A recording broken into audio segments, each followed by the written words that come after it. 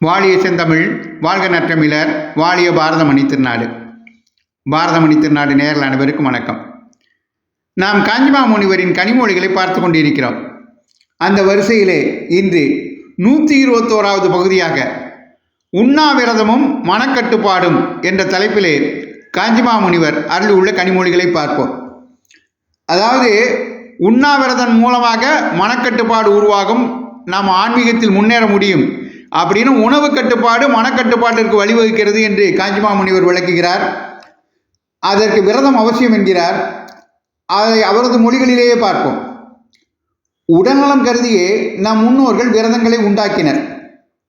எப்போதும் எதையாவது சாப்பிட்டபடி இருந்தால் ஜீரண உறுப்புக்கு தொடர்ந்து வேலை இருக்கும். அதற்கு ஓய்வு தர வேண்டாமா? அதற்காகத்தான் விரதம் இருக்கிறோம். விரதத்தை உபவாசம் என்பர். உண்ணாமல் இருப்பது என பொருள். உப என்றால் அருகில், வாசம் என்றால் வசிப்பது, அதாவது அருகில் வசிப்பது என்றும் இதற்கு ஒரு பொருள் உண்டு. யாருக்கு அருகில் வசிப்பது? கடவுளுக்கு அருகில். அதாவது உண்ணாவிரதத்தின் போது எப்போதும் கடவுளை சிந்தித்து கொண்டே இருக்க வேண்டும். ஏகாதசி, கார்த்திகை போன்ற நாட்களிலும் செவ்வாய், வெள்ளி போன்ற கிழமைகளிலும் விரதம் இருப்பது அவசியம். விரத நாளில் உண்ணாமல் இருந்தால் உடம்பில் உள்ள கொழுப்பு கரையும். விரதம் இல்லாவிட்டாலும் அளவோடு தான் உண்ண வேண்டும். விரதத்தன்று சாப்பிடாமல் இருப்பதால் முதலில் வயிறு மெல்ல சுருங்க ஆரம்பிக்கும்.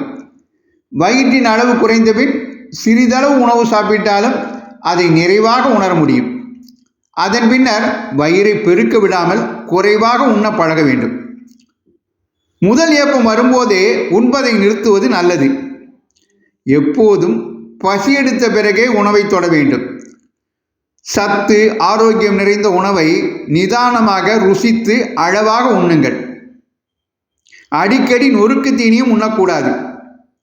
இப்படி பயிற்சி எடுத்துக்கொண்டால் அதை சாப்பிடுவோமா இதை சாப்பிடுவோமா என மனம் அலைபாயாமல் படிப்படியாக அடங்கும். இதையெல்லாம் எதற்காக சொல்கிறேன் என்றால், உணவு கட்டுப்பாடு ஆத்ம விசாரத்திற்கு உதவும். ஆத்ம விசாரம் என்றால் மன தூய்மை. தவறான செயல்களில் நாம் ஈடுபடுவதற்கு மனமே காரணம். உண்ணாவிரதத்தால் மனம் அடங்கும், புத்தியின் கட்டுப்பாட்டிற்குள் வரும்.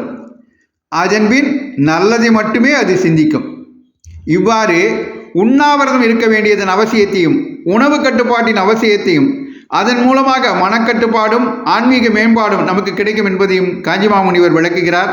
காஞ்சிமா முனிவர் வழியில் அளவோடு உண்டு வளமாக வாழ்வோம். நன்றி, வணக்கம், ஜெய்ஹிந்த்.